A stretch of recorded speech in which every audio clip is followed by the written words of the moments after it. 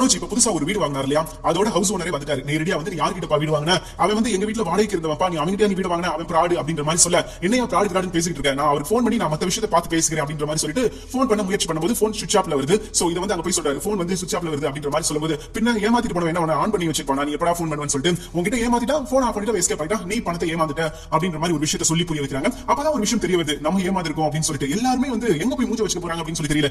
முக்கியமா விஜயா, மனோஜ், ரோஹிணி இவங்க 3 பேர் தான் சொல்லணும் அப்படின்னு சொல்லலாம். இவங்க 3 பேரும் சேர்ந்து ஆடுன ஆட்டம் இருக்குதே செப்பா தாங்க முடியல அப்படின்னு சொல்லலாம். இவங்களுக்காகவே ஆடிய ஆட்டம் என்ன அப்படின்ற சாங் டெடிகேட் கூட பண்ணனாலும் ஆச்சரியப்படுறது கிடையாது. ஏன்னா இவங்க அவ்வளவு தூரத்துக்கு வந்து எல்லாரும் காயப்படுத்தாங்க அப்படின்னு சொல்லலாம். மனோஜ் வந்து இந்த வீட வாங்குறதுக்காக அவர் பட்ட பாடு என்ன, எப்படியாவது இந்த வீட வாங்கிட்டா இவங்க எல்லாத்தையும் அடிச்சு துரத்திடணும், நான் மட்டும் இந்த வீட்டுல ராஜா மாதிரி இருக்கணும் அப்படின்னு சொல்லி அவர் கனவுகள் என்ன. ரோஹிணி வந்து தன்னோட வாழ்க்கையை புதுசாக போகுது, இதுக்கப்புறம் நமக்கு எந்த பிரச்சனையும் கிடையாது, ஏன்னா இந்த வீட்டுக்கு வந்துட்டா ரோஹிணிக்கு வந்து மீனா, முத்து இவங்களோட தொந்தரவு இருக்காது அப்படின்னு சொல்லிட்டு அவங்களுக்கு ஒரு சந்தோஷம். நம்ம வந்து இந்த வீட்டுக்கு வந்துட்டோம் அப்படின்னா நமக்கு புதுசாலாம் பிரச்சனை கிடையாது அப்படின்ற மாதிரி நினைச்சிட்டு இருந்த அவங்களோட கனவுல மண்ணலி போட்டது என்ன. சோ இந்த மாதிரி அடிக்கிட்டே போகலாம். இவங்க பண்ண சேட்டுகள் என்ன, அதனால வந்து பலன் அண்ட் பயம் என்ன அப்படின்றத அடிக்கிட்டே போகலாம் அப்படின்னு சொல்லலாம். சரி, லாஸ்ட் எபிசோட்ல எதோட முடிச்சிருந்தாங்க அப்படின்னா முத்துவுக்கு ஒரு கிளாஸ் கொடுக்குறாங்க. முத்துவுக்கு மட்டும் கிடையாது, மீனாவுக்கும் நம்ம ஜீவா ஒரு கூலிங் கிளாஸ் வாங்கிட்டு வந்தேன் அப்படின்ற மாதிரி சொல்லி கொடுக்குறாங்க. அப்போ அதை சந்தோஷமா எடுத்துட்டு போறாரு. தனக்கு கிடைச்ச பொருள் வந்து ரொம்ப சின்ன பொருளா இருந்தாலும் அதை வந்து ரொம்பவே சந்தோஷமா எடுத்துட்டு போறாரு நம்ம முத்து. ஏன்னா முத்துவுக்கு அப்ப வரைக்கும் தெரியாது ஜீவா யாரு, அவங்க இதுக்கு முன்னாடி என்ன பண்ணிட்டு இருந்தாங்க, மனோஜுக்கும் அவங்களுக்கு என்ன சம்பந்தம் அப்படின்ற மாதிரி எந்த ஒரு விஷயமும் அவங்களுக்கு தெரியாது. சோ அவங்களுக்கு வந்து ஒரு கஸ்டமர் அவங்களுக்கு வந்து ஒரு கிஃப்ட் பண்ணிருக்காரு அப்படின்னு சொல்லிட்டு அதை வாங்கிட்டு போய் சந்தோஷமா மீனா கிட்ட கொடுத்து, மீனா என்னோட கஸ்டமர் உனக்காக வந்து இதை வாங்கி கொடுத்தாங்க, நான் அவங்க கிட்ட உன்னை பத்தி நிறைய பேசிருக்கேன் மீனா, அவங்க அந்த சந்தோஷத்துல தான் உனக்கு வாங்கி கொடுத்தாங்க,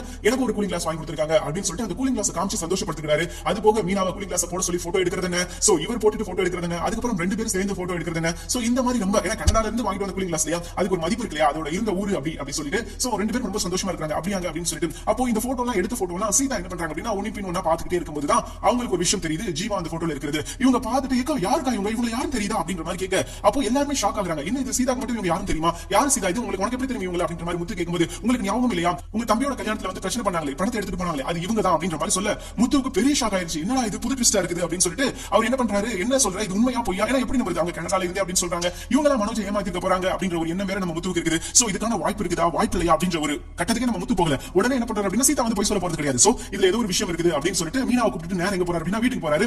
வீட்டுல வந்து அங்க ஆல்ரெடி பெரிய பஞ்சாயத்து போயிட்டு இருந்தது இல்லையா, வீடு வந்து உங்க வீடா அப்படின்னு சொல்லிட்டு அதுவே பெரிய ட்விஸ்டா இருந்தது அப்படின்றதுனால அங்க யாருக்கிட்ட இந்த விஷயத்தை சொல்ல, சரி இதுக்கு நேரடியா ஒரே சொல்யூஷன் ஜீவா தான், ஜீவா கிட்ட போனாதான் இந்த விஷயம் வந்து முடிவுக்கு வரும் அப்படின்னு சொல்லிட்டு நேரே ஜீவா பாக்குறதுக்காக அவங்களோட வீட்டுக்கு போறாரு. வீட்டுக்கு போய் இவர் போனோடனே சோபால உட்காந்துட்டு ஏய் யார் நீ என்ன நினைச்சிட்டு இருக்க அப்படின்ற மாதிரி சொல்லி சண்டை போடுறாரு. ஆரம்பத்துல வந்து தெரியாது இல்லையா ஜீவா வந்து அந்த பணத்தை கொடுத்த விஷயம் முத்துக்கு தெரியாது. சோ சண்டை போடவும் நீ யார் உனக்கு என்ன பிரச்சனை அப்படின்னு சொல்லி கேட்கும்போது உனக்கு மனோஜ் தெரியுமா அப்படின்னு சொல்லி நம்ம முத்து கேட்கிறாரு. அதுக்கு ஜீவா இருந்துட்டு ஆமா நீ யாரு, உனக்கு மனோஜ் என்ன சம்பந்தம், நீ எதுக்கு அவனை பத்தி கேட்கிற அப்படின்ற மாதிரி சொல்ல, அதுக்கு முத்து இருந்துட்டு அவன் என்னோட அண்ணன் தான், நீ அவன்கிட்ட பணத்தை ஏமாத்திட்டு போனது ஞாபகம் இருக்குதா, ஒரு 27 லட்சம் ரூபாய், சோ அது எங்க அப்பா கஷ்டப்பட்டு உழைச்சு சம்பாதிச்ச பணம், அது அவன் பணம் கிடையாது, நீ அந்த பணத்தை திரும்ப கொடுத்துரு எங்க அப்பா கிட்ட அப்படின்ற மாதிரி சொல்ல, யார் நீ பைத்தியக்கார மாதிரி பேசிட்டு இருக்க, என்ன பிரச்சனை உனக்கு அப்படின்ற மாதிரி சொல்ல, உனக்கு மனோஜ் தெரியுமா தெரியாதா, உன்னோட முன்னாள் காதலன் அப்படின்ற மாதிரி சொல்ல, அவங்க சொல்றாங்க ஸ்டாப் யூ, நீ இத பத்தி பேசவே கூடாது, உனக்கு என்ன ரைட்ஸ் இருக்குது அப்படின்ற மாதிரி கேட்டு ஆர்குமெண்ட் பண்றாங்க. சோ இப்போ எனக்கு வந்து அத பத்தி விஷயங்கள் தேவை கிடையாது, எனக்கு தேவை என்னோட பணம் அப்படின்ற மாதிரி முத்து கேட்க, அந்த பணத்தை நான் போன முறை வந்தப்போ நான் கொடுத்துட்டேன் அப்படின்ற மாதிரி ஜீவா சொல்றாங்க. என்னது போன முறை வந்தப்போ கொடுத்தியா, இதை எப்படி நான் நம்புறது அப்படின்ற மாதிரி முத்து கேட்க, டேய் நீ தான் சாட்சி கையெழுத்து போட்ட, நல்லா யோசிச்சு பாரு, போன முறை போலீஸ் ஸ்டேஷன் வந்து ஒரு சாட்சி கையெழுத்து போட்டு இல்லையா, அது அவங்களுக்கு நான் கொடுத்த பணம் தான், அவங்க கிட்ட வாங்கின பணத்தை நான் திருப்பி கொடுத்தேன், அது போக வட்டி போட்டு 3 லட்சம் ரூபாய் எக்ஸ்ட்ரா தான் கொடுத்திருக்கேன் அப்படின்ற மாதிரி சொல்ல,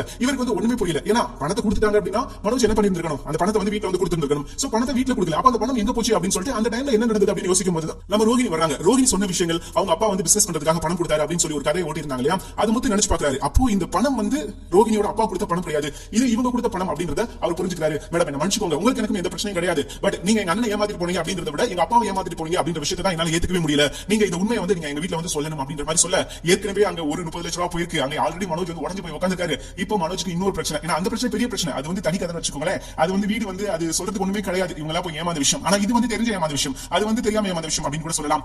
சோ நம்ம முத்து அவங்க கிட்ட நீங்க வந்து இந்த விஷயத்தை எங்க வீட்டுல வந்து சொல்லுங்க அப்படின்ற மாதிரி சொல்றாரு. அவங்களை பழிவாங்கிறதுக்கு ஒரு நல்ல சந்தர்ப்பத்தை எதிர்பார்த்துக்கிட்டு இருந்த ஜீவாக்கு இது ஒரு நல்ல சந்தர்ப்பமா தெரியுது. ஏன்னா எப்படா இவங்களை பழிவாங்கலாம், நம்ம வந்து இப்படி பண்ணிட்டாங்களே, இவங்க நம்ம ஏதாவது செஞ்சு ஆகணும் அப்படின்னு சொல்லிட்டு தான் ஜீவா வந்து யோசிச்சுட்டு இருந்தாங்க. அதுக்கான சிச்சுவேஷன் இதுக்கு அப்புறம் அமையமா போகுது. சோ இவங்க முகத்துல எல்லாம் முடிச்சுட்டு நம்ம இருக்கணும் அப்படின்ற அவசியமே கிடையாது, நம்ம உண்டு நம்ம வேலை உண்டு அப்படின்னு சொல்லிட்டு போயிடலாம் அவங்களும் இருந்தாங்க. ஆனா இப்ப நடந்துட்டு இருக்கிற பிரச்சனை அப்படி அவங்களை விடாது அப்படின்னு சொல்லலாம். அப்போ அவங்களுக்கு வேற ஆப்ஷன் கிடையாது. ஓகே முத்துவுக்கு வந்து உதவி பண்ணணும், உண்மை என்ன அப்படின்றத சொல்லணும் அப்படின்னு முடிவெடுத்துட்டாங்க. அப்போ முடிவெடுத்து அவங்க என்ன பண்றாங்க அப்படின்னா, சரி முத்து எனக்கும் அவங்களை பழிவாங்கிறதுக்கு ஒரு வாய்ப்பு இருக்குது, ஏன்னா என்ன எப்படி பண்ணாங்க அப்படின்றது எனக்கு நல்லா தெரியும், அந்த பணத்தை நான் திரும்ப கொடுத்துட்டேன் அப்படின்னு சொல்லிட்டு அதுக்கான பத்திரம் எல்லாம் இருக்கு எழுதி வாங்கினது போலீஸ் ஸ்டேஷன்ல, அதெல்லாம் முத்து கிட்ட காட்டுறாங்க. முத்து வந்து இப்ப நம்புறாரு, ஓகே நீங்க வந்து இதை வந்து எங்க வீட்டுல வந்து சொல்லுங்க அப்படின்னு அவங்க வரேன் அப்படின்னு சொல்லிட்டாங்க. இப்போ ஏற்கனவே அங்கிட்டு வந்து மனோஜ் வந்து உடஞ்சு போய் உட்கார்ந்திருக்காரு. 30 லட்சம் ரூபாய் யாரு என்ன ஏது அப்படின்னு சொல்லி எந்த ஒரு டீடைல்ஸுமே தெரியாது. வீடு இருக்குது, பத்திரம் இருக்குது, ஓகே வீடு வாங்கிடலாமா. சோ ஃபர்ஸ்ட் வந்து ஒரு வீடு வாங்க போறாரு அப்படின்னா பக்கத்துல விசாரிக்கணும், இது யாரோட வீடு அப்படின்னு சொல்லி கேட்கணும், 4 பேர்ட்ட விசாரிக்கணும், அப்புறம் பத்திர ஆபீஸ்ல போய் இந்த பத்திரம் யார் பேர்ல இருக்குன்னு கேட்டு அவங்களே சொல்லிட போறாங்க. சோ அதெல்லாம் விட்டுட்டு நம்ம மனோஜ் எவ்வளவு பெரிய முட்டாள் அப்படின்றத இந்த முறை நிரூபிச்சிருக்காரு அப்படின்னா இப்படிதான். சோ இதுதான் நான் முட்டாள் அப்படின்னு நிரூபிச்சதுக்கான ஒரு தருணம் அப்படின்னு சொல்லலாம். சரி இப்ப மனோஜ் கிட்ட அந்த ஹவுஸ் ஓனர் என்ன சொல்றாரு அப்படின்னா, தம்பிங்க பாருங்க, நீங்க ஒழுங்கு மரியாதையா இந்த வீட்டை காலி பண்ணிருங்க, இது என்னோட வீடு, நீங்க இருக்க நான் வாடகை ஏத்துக்கிட்டே போவேன், நீங்க அவங்க கிட்ட பணம் கொடுத்து ஏமாந்துருக்கீங்க அப்படின்றதுனால உங்க குடும்பத்துக்கு மேல உள்ள பரிதாபத்தினால நான் சொல்றேன், நீங்க எவ்வளவு சீக்கிரம் இந்த வீட்டை காலி பண்ணிட்டு சாவி கொடுக்க முடியுமோ அவ்வளவு சீக்கிரம் வீட்டை காலி பண்ணிட்டு சாவி கொடுத்துருங்க, இல்ல அப்படின்னா இது சரிப்பட்டு வராது, ஏன்னா இது வந்து தனி பிரச்சனையா போயிடும், நான் போலீஸ் ஸ்டேஷன் போவேன், அப்புறம் குடும்பத்தோட நான் தூக்கி உள்ள வைப்பேன் அப்படின்ற மாதிரி சொல்ல, அப்ப முத்து போய் ரிக்வெஸ்ட் பண்ணி கேக்குறாரு, சார் என்ன மன்னிச்சிருங்க சார், எங்களுக்கு தெரியாது, நான் வந்து ஏமாத்திட்டான் போல அப்படின்ற மாதிரி சொல்ல எல்லாருக்குமே ரொம்ப வருத்தம், அண்ணாமலை நொந்து போயிட்டார் அப்படின்னு சொல்லலாம். இவன் வந்து திருந்தவே மாட்டானா, அப்போல இருந்து இப்ப வரைக்கும் ஏமாந்துக்கிட்டு மட்டும்தான் இருக்கான், இவனுக்கு ஒரு சுய அறிவு கொஞ்சம் கூட ஒரு பகுத்தறிவு இந்த மாதிரி விஷயங்களே இவனுக்கு கிடையாதா அப்படின்ற மாதிரி அண்ணாமலை ரொம்ப ஃபீல் பண்றாரு. ஏன்னா அண்ணாமலை ஃபீல் பண்றதுல ஒரு நியாயம் இருக்குது. மனோஜ் பண்ற விஷயங்கள் எல்லாம் அப்படிதான் இருக்குது. எப்ப பாரு யாருக்கிட்டயாவது எதையாவது கொடுத்து ஏமாந்துட்டு வந்துருது, பணத்தை ஏமாந்துட்டு வந்துருது, அல்லது ஏதாவது ஏமாந்துட்டு வருது, ஏமாந்துட்டு வர்றதை மட்டும் வாடிக்கையா வச்சிருக்க ஒரு ஜீவன் அப்படின்னா அது மனோஜ் தான். மனோஜ் வந்து ஆரம்பத்துல மட்டும் கிடையாது, இப்ப வரைக்கும் ஏதாவது விஷயத்துல ஏமாற்றம் ஏமாற்றம் ஏமாற்றம். சோ அந்த ஏமாற்றத்தை தவிர மனோஜ் வாழ்க்கையில வேற ஒண்ணுமே இல்ல அப்படின்னு சொல்லலாம்.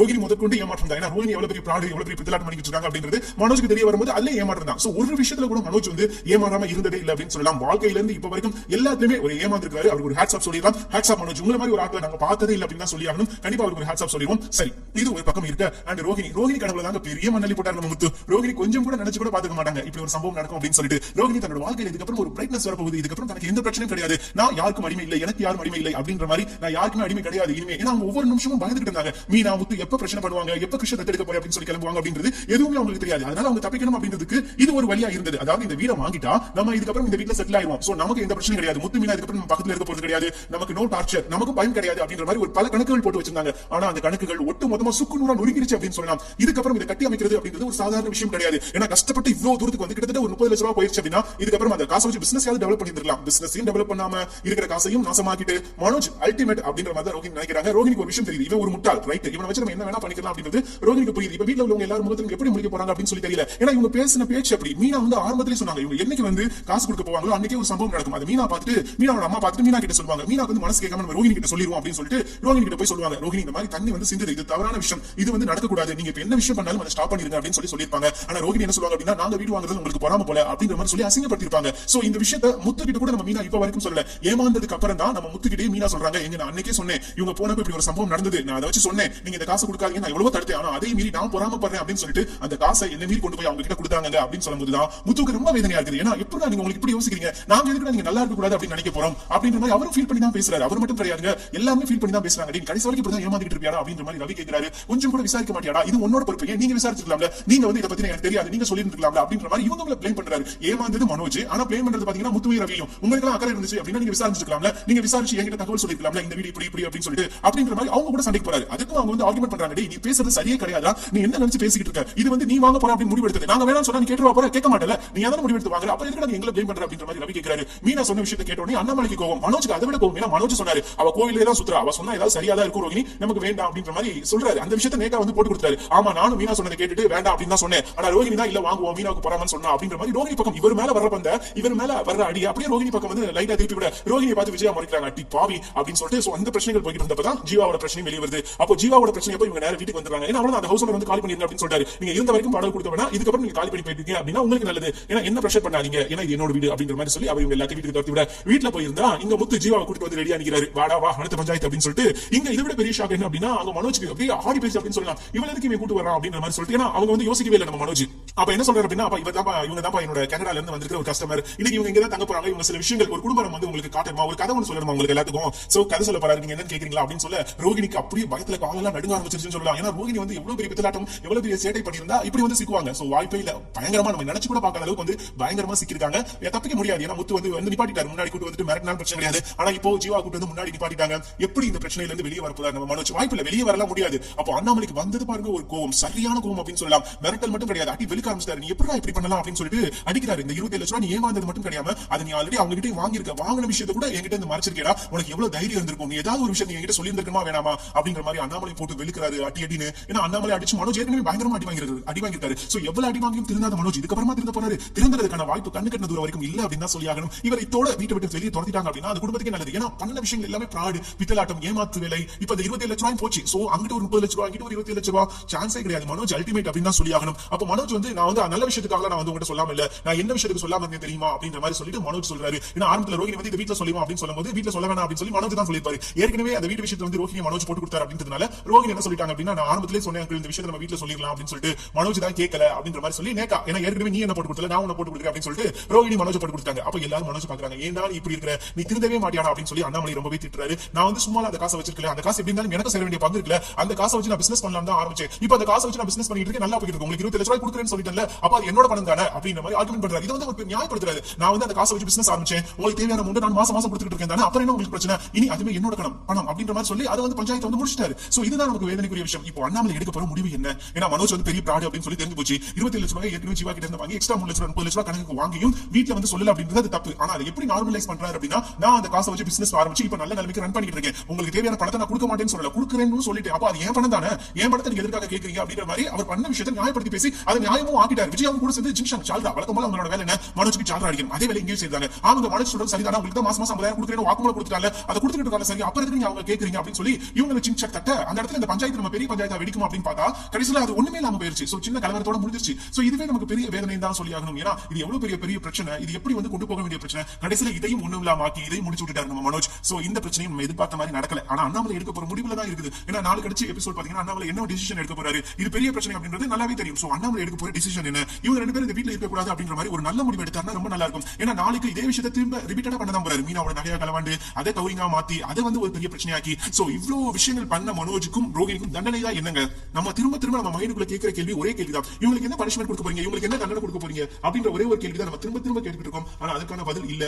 ஆனா இந்த முறை அது கிடைக்கல அப்படின்னா நல்லா இருக்காது அப்படின்னு தான் சொல்லி ஆகணும். ஏன்னா இதுக்கு முன்னாடி வரைக்கும் பிரச்சனைகள் வேற, ஆனா இப்ப இருக்கிற பிரச்சனைகள் வேற. சோ அதனால இந்த முறை அவருக்கு நிச்சயமா மனோஜ்கா இருக்கட்டும் சரி, ரோகிணிக்கா இருக்கட்டும் சரி, ஒரு தண்டனை கிடைக்கணும். ஏன்னா இல்லன்னா இவங்க துணிஞ்சு தப்பு பண்ண ஆரம்பிச்சுவாங்க. இதுக்கப்புறம் என்ன, நம்ம இவ்வளவு பண்ணியே இவங்க ஒண்ணும் பண்ணல, இதுக்கப்புறம் என்ன பண்ண போறாங்க அப்படின்னு சொல்லிட்டு துணிஞ்சு எல்லா விஷயத்தையும் பண்ண ஆரம்பிச்சுவாங்க. சோ அந்த மாதிரி விஷயங்கள் நடக்கக்கூடாது. இந்த விஷயத்துல இந்த முறை அவங்களுக்கு தண்டனை கிடைக்கல அப்படின்னா அது நல்லா இருக்காது. ஏன்னா மனோஜ் வந்து ரொம்ப அட்டகாசம் பண்ணிட்டு இருக்காரு, ரோகிணி கூட சேர்ந்து பண்ணிட்டு இருக்காங்க. சோ முத்து கிட்ட இருக்கிற ஒரே ஒரு வாய்ப்பு இந்த முறை அவங்களுக்கு ஏதாவது பனிஷ்மெண்ட் கொடுத்து ஆகணும். விஜயா குறுக்க வந்து அவங்களுக்கு சேர்த்து கொடுக்கணும். இவங்க ரெண்டு பேரும் வீட்டை விட்டு துரத்துறாங்க, வெளியே போறாங்க அப்படின்னா கூட விஜயா அதெல்லாம் போக கூடாது, இவங்க எங்க இருப்பாங்க அப்படின்னு சொன்னா அவங்க வெளியே போகணும். நீங்க வீட்டை விட்டு வெளியே போகும், பிள்ளைங்க எங்க இருக்காங்களோ அங்கே இரு, அவன் பண்ற எல்லா விஷயத்துக்கும் சப்போர்ட் பண்ற, நீ இந்த விஷயத்துக்கு சப்போர்ட் பண்ணி தான் ஆகணும் அப்படின்னு சொல்லி வெளியே துரத்துனாங்கன்னா ரொம்ப நல்லா இருக்கும். இல்ல அப்படின்னா சொல்றதுக்கு ஒரு விஷயம் கூட கிடையாது. ஏன்னா இன்னும் மனோஜ் வந்து தப்பா தைரியமா பண்ணுவாரு. இது வரைக்கும் தப்பா வந்து கொஞ்சம் பயந்து பண்ணிட்டு இருந்தாலும் இதுக்கப்புறம் தப்பா வந்து தயங்காம பண்ணுவார் அப்படின்னு சொல்லலாம். சோ அதனால அவருக்கு ஒரு முடிவுரை கட்டணும் அப்படின்னா சில விஷயங்கள் நடந்தே ஆகணும் அப்படின்றத நம்மளோட எண்ணம் அநேகமா இருக்குது. சோ எது எப்படிங்க இவங்க என்ன செஞ்சு என்ன பண்ண போறாங்க அப்படின்றது இப்ப வரைக்கும் தெரியல. ஆனா என்ன பண்ணாலும் அது பிரச்சனை தான், அது பிரச்சனை தான். சொல்றதுக்கு ஒரு விஷயம் கூட கிடையாது. ஏதாவது மாத்தி செய்யுங்க அப்படின்னு தான் நம்ம எதிர்பார்த்துட்டு இருக்கோம். ஆனா அது நடக்காது போல அப்படிதான் இப்ப தோணுது. ஏன்னா இந்த பிரச்சனையை ரொம்ப ஈஸியா முடிச்சிட்டாங்க. சோ இதுக்கப்புறம் பிரச்சனை அப்படின்றது ஒண்ணுமே கிடையாது அப்படின்னு தான் சொல்லி ஆகணும். சோ பார்க்கலாம் என்ன நடக்குது, என்ன பண்ண போறாங்க அப்படின்றது இப்ப வரைக்கும் நல்லா தெரியல. சோ பாப்போங்க இவங்க இதுக்கப்புறம் என்ன பண்றாங்க அப்படின்றது இனி வர எபிசோட்ல தெரியும். இதுக்கப்புறம் மனோஜையும் ரோகிணியையும் தண்டிக்காம விட்டாங்க அப்படின்னா ரொம்பவே நல்லா இருக்காது. அது எல்லாருக்கும் செய்யற துரோகம். ஏன்னா இந்த வீட்டுல உள்ள அவங்க ரெண்டு பேர் மட்டும் இந்த வீட்டுல கிடையாது, எல்லாருமே இந்த வீட்டுல இருக்காங்க அப்படின்றப்ப இவங்க ரெண்டு பேருக்கு மட்டும் எல்லாத்துக்குமே ஒரு எக்ஸ்ட்ராவா ஒரு சில விஷயங்கள் நடக்குது அப்படிங்கும்போது அது கண்டிப்பா நமக்கே ஒரு போர் அடிக்க ஆரம்பிச்சிடும். பார்க்கலாம் இதுக்கப்புறம் இதே விஷயங்கள் நடந்துச்சு அப்படின்னா சொல்றதுக்கு ஒரு விஷயம் கூட கிடையாது, எல்லாருக்குமே போர் அடிக்க ஆரம்பிச்சிடும். ஏன்னா இவங்க என்ன பண்ணாலும் நீங்க தப்பு பண்ண போறது தண்டனை கொடுக்க போறது கிடையாது, அவங்க தப்பு தைரியமா இதுக்கப்புறம் பண்ணதான் போறாங்க. அப்படி இருக்கும்போது நம்ம எதற்காக இந்த விஷயங்கள் எல்லாம் பார்க்கணும் அப்படின்ற ஒரு எண்ணம் நமக்கே வந்துடும். சோ கொஞ்சமாவது மாத்தி சில விஷயங்கள் நடந்துச்சு அப்படின்னா நல்லா இருக்கும். ஏன்னா இவங்களுக்கு தண்டனை கிடைக்கணும், இந்த விஷயத்திலேயாவது இவங்களுக்கு தண்டனை கிடைக்கணும் அப்படின்றது நம்மளோட ஆசையா இருக்குது. சோ தண்டனை கிடைச்சே ஆகணும் அப்படின்றது யாரெல்லாம் தண்டனை கிடைக்கணும் அப்படின்னு நினைக்கிறீங்களோ அவங்களான வீடியோ கலெக்ட் பண்ணிக்கோங்க. இல்ல அப்படின்னா ஒண்ணுமே நமக்கே வந்து போர் அடிக்க ஆரம்பிச்சிடும். இவங்க என்ன பண்ணாலும் தண்டனை கிடைக்கிறதுக்கான வாய்ப்பே கிடையாதுங்க. நீங்க என்ன பண்ண போறீங்க அப்படின்றது நமக்கே தோண ஆரம்பிச்சிடும். சோ அதனால இந்த முறை இந்த விஷயங்கள் மாற்றவே கூடாது. கண்டிப்பா இவங்க ரெண்டு ஜீவன்களை வீட்டை விட்டு வெளியே துரத்தணும் அப்படின்றது நம்மளோட ஆசை. இவங்க வந்து சும்மா அந்த வீட்டுக்குள்ள நீங்க இந்த ஓரத்துல இருந்து போங்க அப்படின்னு போங்க, அதெல்லாம் வாய்ப்பே கிடையாது. வீட்டை விட்டு வெளியே துரத்துங்க அப்படின்னு சொல்லிட்டு முத்துக்கு இந்த விஷயத்துல பயங்கர கோவம். என்ன அப்படின்னு பாத்தீங்கன்னா மீனா வந்து எச்சரிச்சிருக்காங்க, நீங்க வந்து இந்த விஷயத்தை பண்ணாதீங்க, இது வந்து தப்பா இருக்குது, எங்கேயோ ஒரு விஷயம் பிரச்சனையில இருக்குது அப்படின்ற மாதிரி பயங்கரமா சொல்லி இருந்திருக்காங்க. ஆனா அவங்க சொல்லியும் கேட்கல அப்படின்றதுதான் இங்க பிரச்சனையும். ஏன்னா அவங்க ஒரு முறை சொன்னப்பே கேட்டு இருந்திருக்கணும், இது வந்து சரி இது தப்பு அப்படின்னு சொல்லி இருந்திருக்கணும். ஆனா அதை கேட்காம அதை புரிஞ்சுக்காம இவங்க பண்ண விஷயங்கள் தான் இப்ப இவ்வளவு பெரிய பிரச்சனையா மாறி இருக்குது அப்படின்னு சொல்லலாம். அவங்க ஒருவேளை மீனா சொல்றதை கேட்டா தப்பிச்சிருக்கலாம், மேபி தப்பிக்கிறதுக்கான வாய்ப்பு இருக்குது. சோ கேட்டும் தப்பிக்கல அப்படின்றதா இங்க பிரச்சனை. ஏன்னா வான் பண்றது கடவுள் வந்து வான் பண்ணுவாரு, நீ பண்றது தப்பு அப்படின்னு சொல்லிட்டு ஒரு தடவை ரெண்டு தடவை வான் பண்ணுவாரு. அப்போ இல்ல அப்படின்னா இவங்களே வந்து மாட்டிக்கிறதுக்கான விஷயம் தான். சோ இவங்களே தெரிஞ்சே மாட்டிருக்காங்க அப்படின்றதுல எந்த ஒரு மாற்று கருத்தும் கிடையாது. இவங்க மாட்டினதுக்கான வேலைகள் தான் இப்போ இவங்க பண்ண போற பனிஷ்மெண்ட். பார்க்கலாம் இவங்களுக்கு இந்த முறையாவது பனிஷ்மெண்ட் கிடைக்குதா, இல்ல அப்படின்னா இந்த மூலியமா அவங்க தப்பிக்கிறாங்களா. இதுக்கப்புறம் இவங்க தப்பிச்சாங்க அப்படின்னா எல்லாருமே ஒரு இரிட்டேட்டிங்கா இருக்கும், எல்லாருமே யாருமே எதுவுமே எதிர்பார்க்க மாட்டாங்க. போங்களா நீங்களாவது வச்சு உங்க சீரியல் ஆச்சு அப்படின்னு சொல்லிட்டு எல்லாரும் என்ன